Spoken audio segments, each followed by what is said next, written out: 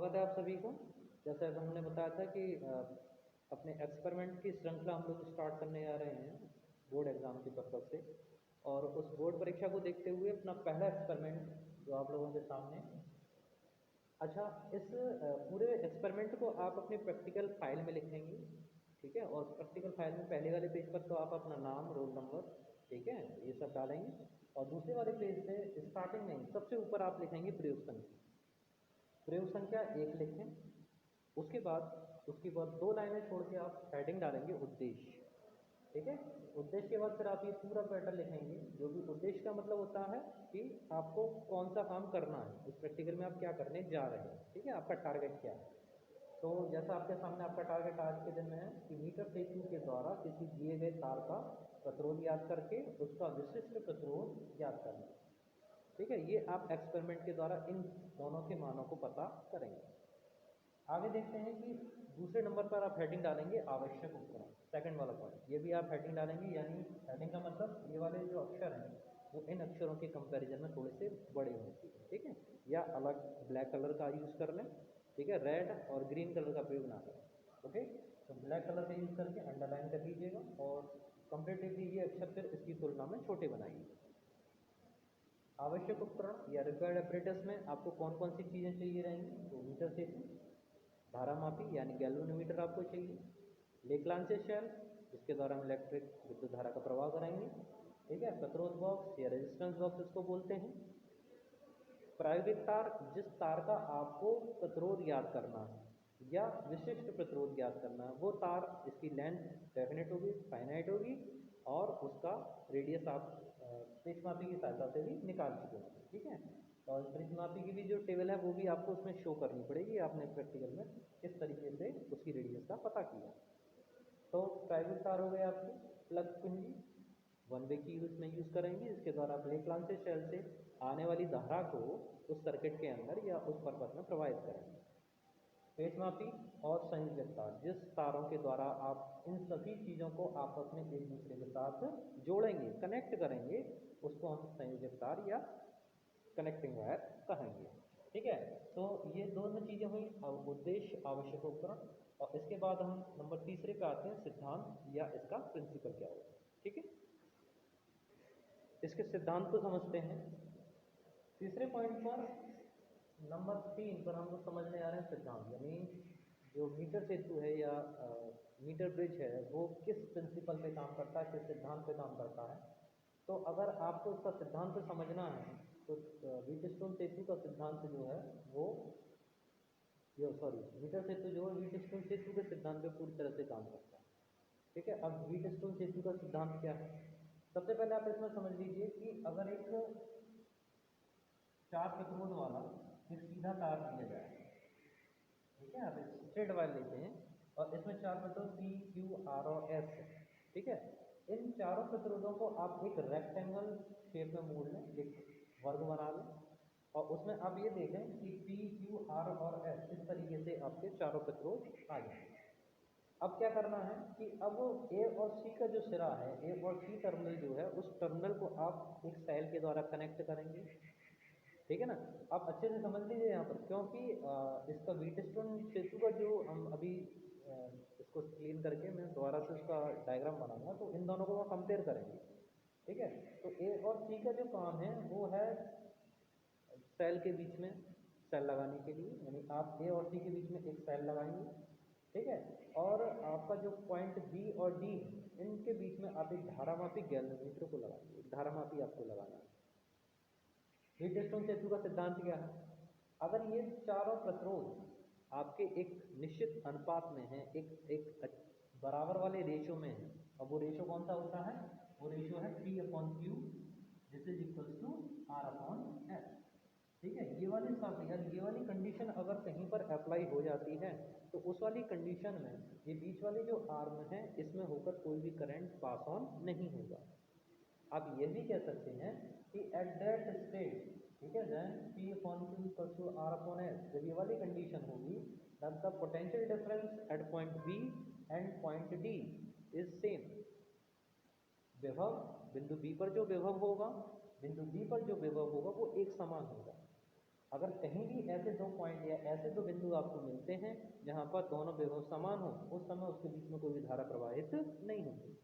कहने का मतलब ये हुआ कि जब आप इसके कनेक्शन यानी मीटर सेतु के कनेक्शन व्हीटस्टोन सेतु के अकॉर्डिंग लगाएंगे, उस समय गैल्वेमीटर जो धारामापी लगा हुआ है उसमें नल डिफ्लेक्शन होगा, उसमें जो निडल है उसमें कोई भी डिफ्लेक्शन नहीं होगा। कहाँ पर रहेगी? वो शून्य पर रहेगी।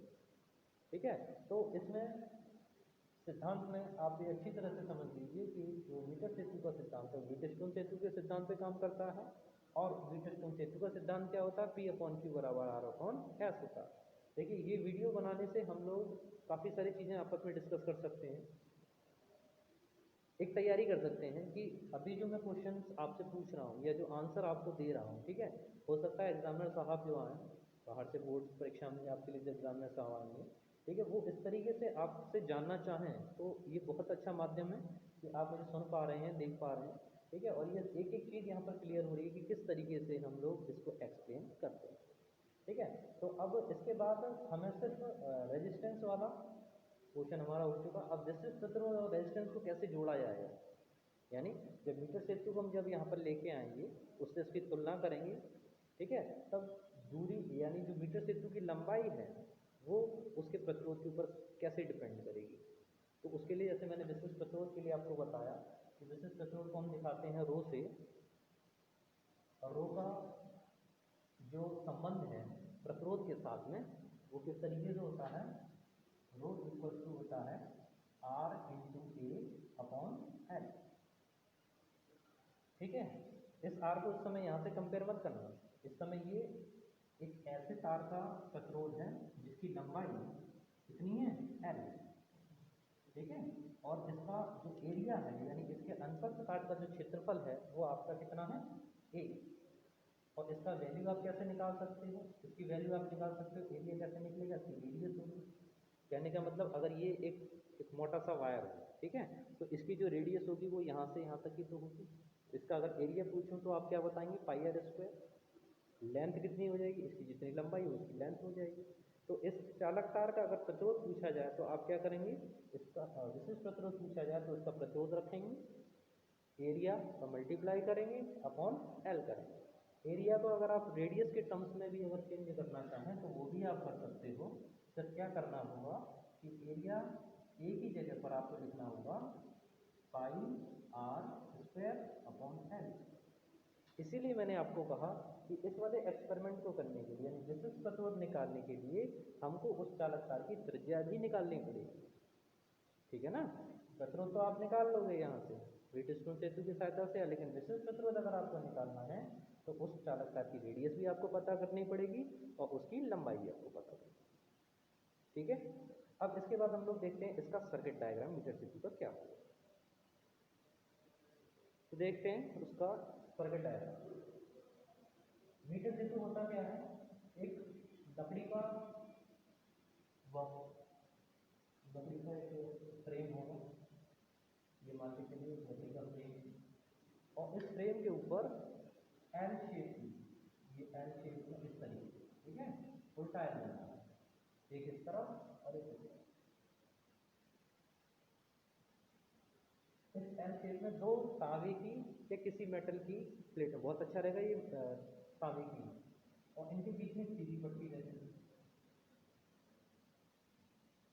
इसके ये वाले जो टर्मिनल हैं, इन टर्मिनल के बीच में एक मैग्नेट और कांस्टेंट एंड धातु का बना हुआ 1 मीटर लंबा तार, ठीक है, इसी 1 मीटर लंबे तार के पास में यहाँ पर स्केल लगा रहता है जिससे आप उसकी रीडिंग को आसानी से पढ़ सकते। तो इस पर जब पैमाना लगा हुआ है या स्केल लगा हुआ है तो जाहिर सी बात है कि 1 से लेकर 100 सेंटीमीटर तक की पैमाने उस पर अंकित हैं, बने हुए हैं। ठीक है, अब यहाँ से आप कंपेयर करें, जैसे मैंने बताया कि आपको कंपेयर भी करना है, तो ए और सी वाले पॉइंटों के बीच में आपने बैटरी लगानी है, सेल लगाना है। यहाँ पर तो एक अगर लाइन खींची तो सेल है, कई सारे अगर लाइनें लगा दी हैं तो आपकी भी बैटरी हो जाएगी। ठीक है ना, तो यहाँ पर ये आपका ए पॉइंट और ये आपका कहलाएंगे दूसरा सी पॉइंट। इन दोनों पॉइंटों के बीच में आपको बैटरी कनेक्ट या सेल कनेक्ट करना है, तो ठीक है, हमने सेल कनेक्ट कर दिया। ठीक है, मोस्टली हम लोग यहाँ पर लेक्लाम से सेल का यूज़ करते हैं, तो यहाँ पे हिंदी लगा दी, यानी इतना काम हम लोगों ने यहाँ पर इसके द्वारा आपको डेमोन्स्ट्रेट कर दिया। अब इसके बाद में ऊपर इन दोनों पॉइंटों के बीच में आप एक रेजिस्टेंस बॉक्स लगाएंगे, रेजिस्टेंस बॉक्स लगाएंगे या इसको करेंगे या यहाँ पर आप प्रायोरिटी स्टार लगाएंगे जिसका रेजिस्टेंस आपको पता है, इसको आप कहेंगे है। ठीक है, तो आप देख लीजिएगा पॉइंट ए और पॉइंट ए से ऊपर गया आर, यानी ये वाली वैल्यू आर हो गई, उसके आगे ये बीच वाला डी पॉइंट यहाँ पर आता है, तो डी पॉइंट, और डी पॉइंट के साथ में आपको क्या करना है, डी पॉइंट के साथ में दूसरा एस कनेक्ट है, ठीक है ना, एस कनेक्ट, दूसरा सी टर्मिनल आपका बैटरी के साथ आ गया। ऊपर वाले आर्म की तरफ चलें, ऊपर वाली आर्म की तरफ चलते हैं तो ए के साथ में बढ़ता है पी, बीच में आता है बी, ये वाले पॉइंट्स कहाँ हैं, पी और क्यू कहाँ पर हैं, तो ये पी और जो क्यू प्रतिरोध हैं, ये प्रतिरोध काम करेगा ये बीच का जो 1 मीटर लंबा तार है उस पर। ठीक है, इस डी पॉइंट से आपने एक तार लिया और उसके साथ में लगाया गैल्वेनोमीटर यानी धारा मापी, उसके दूसरे सिरे को यहाँ तार को ऊपर से निकाल के लिए जॉकी लगाएंगे और जॉकी को हम जगह इस तार के ऊपर स्पर्श कराएंगे यानी टच कराएंगे। समझ में आया?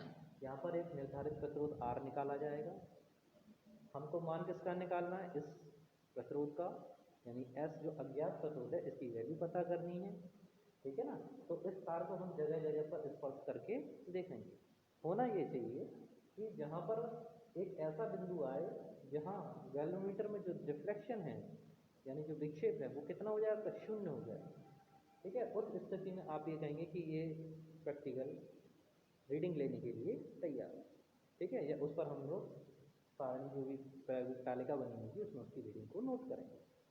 ठीक है, तो यहाँ पर अभी आप ये मान लीजिए कि फॉर एग्जाम्पल यहाँ पर आप पॉइंट कंसीडर करते हो बी, और बी पर आपको नल डिफ्लेक्शन मिलता है। ठीक है, तो आप क्या करेंगे कि यहाँ से यहाँ तक की जो लेंथ का वायर है उस वायर की लंबाई नोट कर लेंगे। तो ये लंबाई जो आ गई कितनी आ गई आपकी एल आ गई।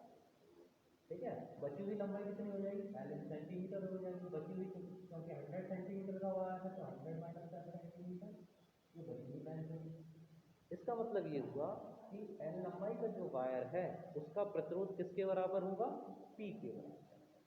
समझ में आया? इसी तरह से 100 माइनस एल लंबाई का जो वायर है उसका प्रतिरोध किसके बराबर होगा, क्यू के बराबर।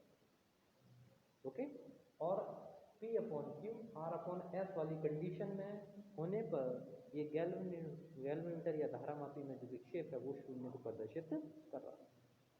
समझ में आया सभी को? तो इस तरह से आपने देखा कि किस प्रकार ये काम करेगा। अच्छा, इसकी लंबाई को अगर आप और देखना चाहें तो उसको और देख सकते हैं। अब यहाँ देखें, यहाँ पर वही किया गया कि इस लंबाई को हमने प्रतिरोध के टर्म्स में लिखा। ठीक है, और बची हुई यानी ए से लेके बी तक की लेंथ, माना शून्य विक्षेप की स्थिति में ए बी तार की लंबाई यानी ए से लेके बी तक की लंबाई कितनी है, एल सेंटीमीटर। ठीक है, और तथा भाग बी सी की लंबाई जो है वो 100 माइनस एल हो जाएगी, जितनी भी है 50 सेंटीमीटर हो तो बची हुई 50 हो, या 40 आए तो बची हुई 60 हो जाएगी, इधर 60 आए तो इधर 40 हो जाएगी। ठीक है, तो 100 माइनस एल होगी। अब ए बी तार की लंबाई का प्रतिरोध यानी मैंने जैसे बताया इसकी तुलना आप पी से कर रहे हो, पी बराबर रो इंटू एल अपॉन ए। समझना है, रो क्या विशिष्ट प्रतिरोध, अभी रो बराबर क्या लिख रहे थे, आर इंटू ए अपॉन ए। जब प्रतिरोध आर का मान निकालोगे यहाँ पर आर कितना माना आपने, पी के बराबर माना है, तो पी बराबर रो इंटू एल अपॉन ए। ठीक है, इसी तरह से भाग बी सी का जो प्रतिरोध होगा वो किसके बराबर माना, उसकी तुलना हम किससे कर रहे हैं, क्यू से कर रहे हैं, तो क्यू बराबर रो 100 माइनस एल अपॉन ए। ये सब भाग आपको सिद्धांत में लिखना है। ठीक है, यहाँ तक आपको सिद्धांत में लिखते चले जाना है, 1 मिनट और लेंगे। अब इसमें क्या करेंगे, आप इस समीकरण को भाग लगा देंगे, इसे आप कहते हैं इक्वेशन नंबर 1, इक्वेशन नंबर 2। ठीक है, इस स्टेप को नीचे लिखिएगा, लिख लीजिएगा समीकरण 1 को समीकरण 2 से भाग देंगे। ठीक है, ये काम मैं यहीं पे कर देता हूँ, तो इस स्टेप को आप नीचे करना है। इसको जब आप डिवाइड करेंगे तो रो से रो खत्म होगा, ए से ए, एल से एल में काट देना। ठीक है, क्या बचेगा, P upon Q equal to L upon 100 minus L. ठीक है, जैसे मैं बता रहा था कि यहाँ पर हमने क्या कर दिया, यहाँ पर हमने प्रतिरोधों को लंबाई के टर्म्स में चेंज कर दिया। अब फिर से वीटस्टोन सेतु वाला सिद्धांत अगर ले आओ, वीटस्टोन सेतु का सिद्धांत क्या कहता है, P/Q बराबर R/S, है ना। और इसको अगर आप कंपेयर करो तो P/Q जो है P/Q है, यानी कि ये दोनों एक दूसरे के बराबर हो जाएंगे। तो यहाँ से क्या हो जाएगा कि R/S इक्वल टू किसके बराबर, L/100 माइनस L के बराबर। और आपको पता किसका करना है, यहाँ पर S का मान निकालना है, ठीक है ना। तो यहाँ से S की वैल्यू कितनी हो जाएगी, S की वैल्यू आप निकाल लेंगे, S की वैल्यू आप लिख देंगे यहाँ से मान निकाल के,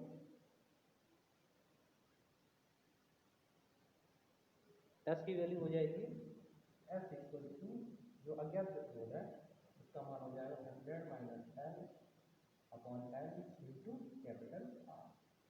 इसके द्वारा आप अज्ञात प्रतिरोध का मान पता कर सकते हैं, ठीक है। अब रहती है बात विशिष्ट प्रतिरोध के बारे में, तो वीडियो काफ़ी लंबा हो जाता है इसलिए थोड़ा प्रॉब्लम होती है लोडिंग में। तो अगले वाले पार्ट में हम लोग देखते हैं कि किस प्रकार से विशिष्ट प्रतिरोध हम लोग पता करें, ठीक। Thank you very much.